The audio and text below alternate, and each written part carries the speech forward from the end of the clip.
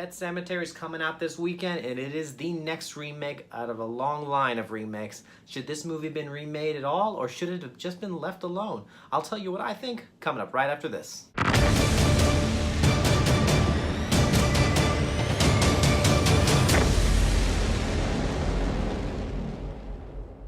What's going on, guys? Thanks for stopping by to my channel, Ride the Movie Guide. Today I'll be giving you a review on Pet Sematary that's coming out this weekend. I just came back from seeing it tonight, but before I get started, I want to let you know, just go ahead and check out my channel, see if there's anything that you like. I do movie reviews, rankings, anything that I love to talk about. And if this sounds like you come to the right place, so go ahead and click on that subscribe button and make sure in the comments below, tell me if you've already seen Pet Sematary, if you do plan on seeing it this weekend, and tell me what your thoughts on it. Did you like it more than the original, or do you like the original more than the new one? I love to start a good conversation, just hear everyone else's opinions. Here we have Pet Sematary, the next adaptation from Stephen King's books that are coming out, and it's from a remake from 30 years ago from the original from 1989, so that's a pretty big gap between the original and them redoing it again. I will somewhat be mentioning spoilers, but if you've seen the original one, some of it may or may not spoil it for you. The last part of this movie, the twist, is a bit different from the original movie, so I will not be talking about that part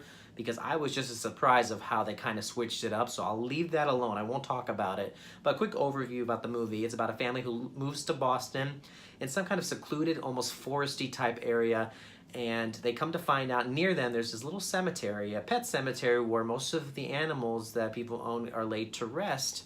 And they come to find beyond that there's an area where you can bring these animals back to life again. And this family, they lose a pet, they try to bring it back to life, the father does, and there's a tragedy within the family and with one of the children, and that father ends up doing the same thing with their child, and things backfire, and chaos is unleashed upon this family, and things just go downhill from the point of that happening. Now, there was a lot about this movie that I was surprised how much I liked. On a technical level, there's a lot that I loved. For one thing, the look of this movie reminded me a lot of it with the use of the colors and the lighting and the camera work. I don't know if it's the same director or not. I gotta look into that.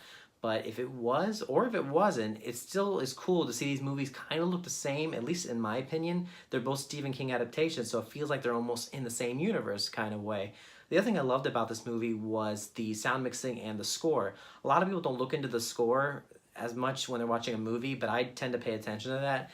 And with this movie, I wasn't even thinking about that, to be honest, even though I just said I love it. But with the music, I felt from the very beginning, from the opening credits, when the title comes, it was very daunting to hear it. So really appropriate for this type of movie. And then the sound mixing, the reason why I mentioned that is because there are certain scenes, especially when they're out in the woods, where you hear everything that they're listening to throughout there, and it sounds so crisp and so real and so eerie that, you know, I would never want to step in those woods again, but definitely things that I wasn't even expecting from this movie that I would really love. One thing that surprised me about this movie was the acting. A lot of the actors I really was invested and connected with. Unlike with the original, it's been a while since I saw that, so I shouldn't say that I didn't connect with these characters, but I don't remember feeling as connected with them as I did in this version. Here you have Jason Clarke playing the father, you have John Lithgow playing Judd, which is the neighbor that lives near them when they move over, and I cannot remember the wife or the kids, but they all were pretty believable. And for most of you know the story that goes along with this, with the way that these actors projected these characters, you really could feel that they were more than just a one-dimensional character out of a horror movie. These people obviously had problems that they were either dealing with, or they're the type of person that didn't believe in something. The father was a skeptical type of man who didn't believe in the afterlife, and he's obviously tested it in that faith when he finds out he can bring animals or people to life in this movie. And then you have the mother that has a tragedy that she dealt with her sister, and she's obviously being tested too with that happened to her once they moved into this house. With the characterization going off that some more, the characters in this film, it takes some time to develop them, and there was a bit of exposition for the first like 30 or so minutes dealing with this family, and the movie's only about maybe an hour and a half. So it takes this time and really making that connection with them, but I got really invested in them until that one tragedy that happened with that family. That's what I loved about this movie. That's what I think some critics liked about this movie as well. And that kind of reminded me of the movie Hereditary, if you all saw that, where it combined a family drama and dysfunctionality that a family goes through with the supernatural. That movie scared me out of my mind, mainly because some of this movie felt so real because it was dealing with a family. Same thing with this movie as well. You felt so connected with these characters, and then you have this supernatural thing occurring, even though this has never happened in real life, but it still scares you just because of how real it may feel. So that's one thing I did like about the movie. Some people may not like that exposition of them taking so long, but most movies you have to be patient because the payoff in the end, it really does pay off. As for what I didn't like about the movie, it's funny because when I walked into this movie, I was thinking I was going to see more bad than good, but funny enough, it was the other way around. I saw more good than bad. But back to the exposition of the film, even though something took its time for things to build up, I do think there was some pacing that was a little bit slower than other scenes, but the movie's only an hour and a half, so you can get through that and be entertained by it, then it's not a big deal. Another thing was, it kind of caught me off guard, was the twist. The twist is a little bit different than the original one. I actually had to look up the ending for the 89 version because I don't remember it, and there are some things that are different, so I don't know if some people will be upset or think it's a better ending.